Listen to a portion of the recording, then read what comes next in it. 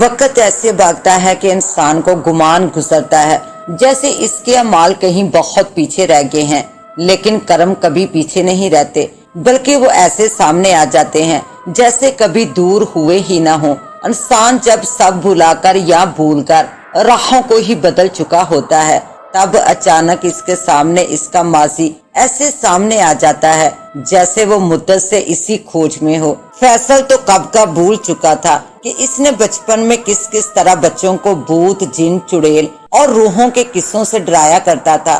اس کو ہمیشہ دوسروں کو خوفزدہ پریشان کر کے سکون ملتا تھا۔ اس کی یہ عادت آج تک تھی۔ اس دن اس کو گاؤں جانا پڑا یا قسمت اس کو لے گئی، یہ کوئی نہیں جانتا۔ حادثات کب ہوتے ہیں کون جانتا ہے؟ وہ پہنچا تو اس سے کیا معلوم تھا کہ آج اس کو حویلی میں رہنا بھی اکیلے ہی ہے۔ اس کی عمر اب 24 سال تھی۔ ڈر نام کی چیز تو اس کے لاشعور میں بھی کہیں نہیں تھی۔ ملازم کھانا دے کر کب کا جا رہا تھا۔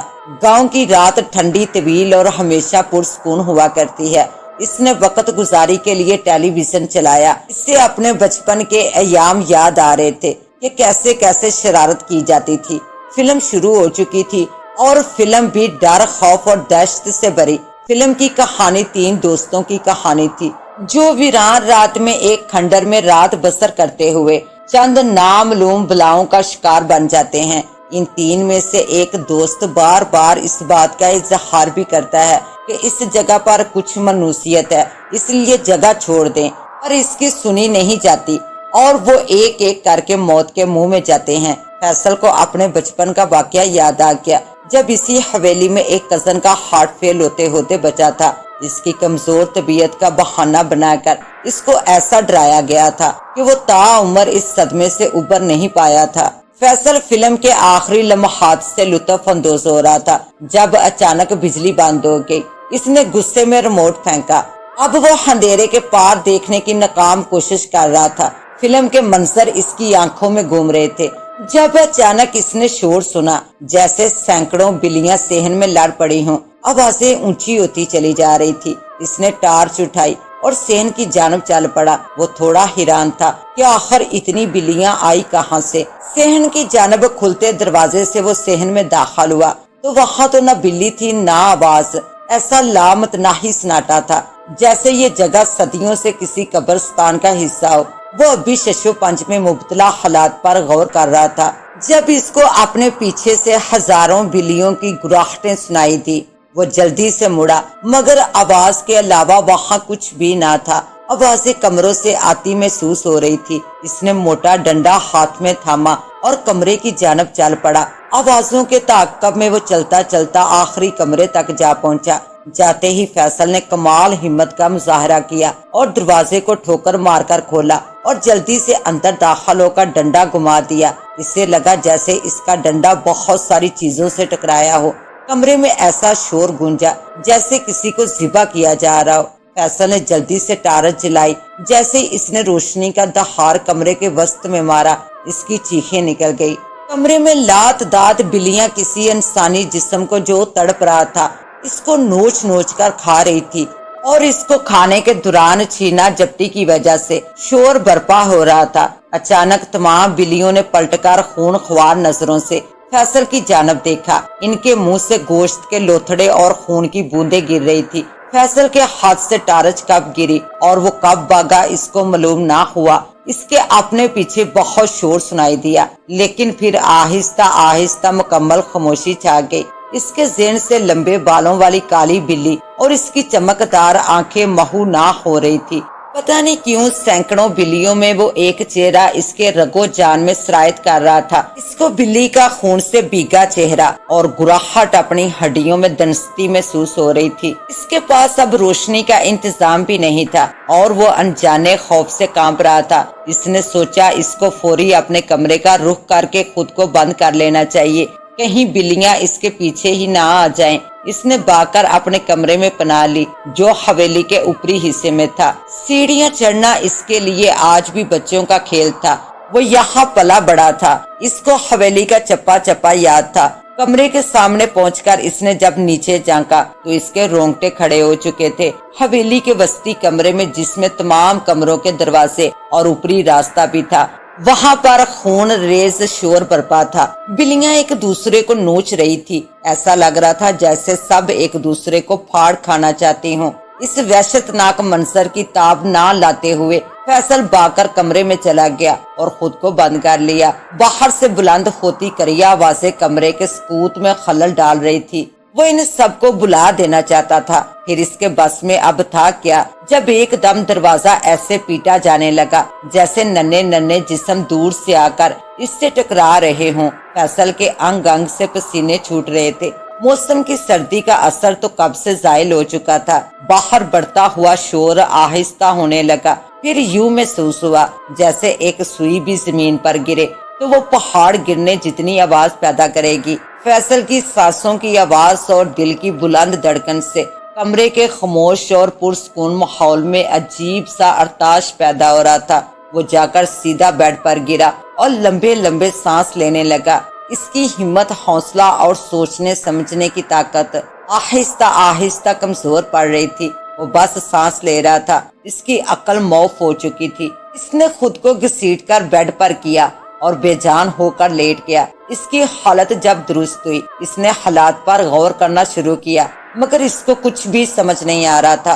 फैसल को अपने अलावा कमरे में किसी की मौजूदगी का शदीद एहसास हो रहा था। इसने लेटे लेटे सैड ली। अचानक लाइट आ गई और इसके बाद इसने जो मंजर देखा, इसकी जान निकल गई। सामने एक अधड़ी हुई बिल्ली पड़ी थी जिसको जगह जगह से नोचा गया था। ये वही काली बिल्ली थी जिसकी आंखों में इसने अपने लिए शदीद नफरत देखी थी, लेकिन अब बिल्ली की जिस्मात इसके कद से भी बड़ी थी। इसके बराबर लेटा हुआ इसकी जानब सैड बदल रहा था। जब ये मनहूस मंजर इसको देखना पड़ा, अचानक बिल्ली के हलक से खौफनाक आवाजें निकलने लगी। इससे कबल फैसल कोई फैसला कर पाता, बिल्ली उठकर खड़ी हो गई। इसकी आंखों से शोले निकल रहे थे जैसे फैसल ने यहाँ आकर इसके आराम में खलल डाला हो। फैसल ने बच्ची कुची हिम्मत को यकजा किया और उठकर भागना चाहा। इससे ठोकर लगी और जमीन पर गिरा। इसने अपने सर से शाई की आवाज सुनी। जब उठा तो दरवाजे में खून आलूदा खंजर देखा। इसने दरवाजा खोला और बस भाग निकला। निकलते वक्त इसको याद आया कि नीचे तो आदमखोर बिल्लियां होंगी, पर किस्मत मेहरबान थी, नीचे से सब गायब था। घबराता घबराता फैसल नीचे आया। इसके अंदर से अब हर किस्म के जज्बात खत्म हो चुके थे। बस वो यहाँ से बच निकलना चाहता था। बिजली आने की सूरत में वो हर चीज साफ देख सकता था। इसने फैसला किया कि इसको हवेली छोड़ देनी चाहिए, लेकिन बाहर क्या हालात हो वो नहीं जानता था। अभी वो सोच रहा था कि अचानक ऊपरी मंजिल पर शोर बुलंद हुआ, जैसे बहुत से अफराद लड़ पड़े हों। चीजें गिरने और टूटने की आवाजें धड़ाधड़ आ रही थी। इसने ऊपर से मुख्तलिफ सामान नीचे गिरते देखा। वो जल्दी से एक पिलर के पीछे छुप गया और ऊपर की जानब देखने लगा। इसको किसी वजनी चीज के कदमों की आवाज साफ सुनाई दे रही थी, जैसे कोई सीढ़ियां उतर कर नीचे आ रहा हो। इसने जानकर देखना चाहा, पर इसकी हिम्मत जवाब दे गई। इसने पिलर को मजबूती से थाम लिया, लेकिन ये आरजी साबित हुआ। जब इसने महसूस किया कि पिलर जगह छोड़ रहा है, वो जल्दी से चंद कदम पीछे हटा, लेकिन उस वक्त कदमों की चाप इसको बिल्कुल पास महसूस हो रही थी। वो कुछ देख पाता। इससे कबल पिलर टूटकर आगे जा गिरा। इसके बाद हाल भयानक चीखों से गूंजने लगा, ऐसे जैसे वो चीज इस वजनी पिलर के नीचे आ गई हो। इसके बाद धड़ाधड़ तमाम पिलर एक एक करके गिरने लगे। इसकी कोशिश थी कि किसी तरह वो इस गिरती इमारत से निकल जाए, लेकिन इसका मुकद्दर के तमाम मलबा इस पर आन गिरा। इसके आखिरी एहसास यही थे कि बस खत्म हो गया हूँ। किसी के झंझोड़ने पर फैसल की आंख खुली तो इसकी चीख निकल गई। वो बिल्ली, वो छत, वो सब खत्म हो गया। वो ऊंची ऊंची चीख रहा था, साहब जी आप ठीक तो हैं ना? आप ये फर्श पर क्यों सो रहे हो? और हवेली के दरवाजे भी रात बंद करना भूल गए आप। फैसल ने होश संभाल कर जायजा लिया। वो बड़े कमरे के दरवाजे के पास जमीन पर लेटा हुआ था। इसने आंखें फाड़ फाड़ कर सब कुछ देखा। सब कुछ सलामत था। मुलाजिम ने सहारा देकर इसको सोफे पर बिठाया और खुद नाश्ता बनाने चला गया। फैसल के जहन में सवाल ही सवाल थे, पर जवाब कौन देता। नाश्ते के दौरान भी वो चुप रहा। मुलाजिम ने अचानक आकर कहा, साहब जी आप रात हवेली के दरवाजे बंद करना भूल गए। अंदर बिल्लियों ने गंद मचाया हुआ है, हर तरफ बाल ही बाल बिखरे हुए हैं। ऐसा लगता है जैसे बिल्लियां एक दूसरे को अधेड़ रही थी। साहब जी आपकी आंख नहीं खुली जब बिल्लियों ने इतना गंद मचाया रात को? फैसल खामोश रहा, इसने किसी बात का जवाब नहीं दिया, वो बस वापसी का सोच रहा था। थोड़ी देर बाद मुलाजिम ने आकर जब इसकी खामोशी का सहर तोड़ा, साहब जी बड़े साहब का फोन आया है अभी, वो कह रहे हैं आपको आज भी गांव में रुकना है, वो कल आ रहे हैं यहाँ। ये कहकर मुलाजिम चला गया। फैसल फटी फटी नजरों से ऊपरी मंजिल की जानब देख रहा था जब अचानक इसको दो घूरती आंखें नजर आई।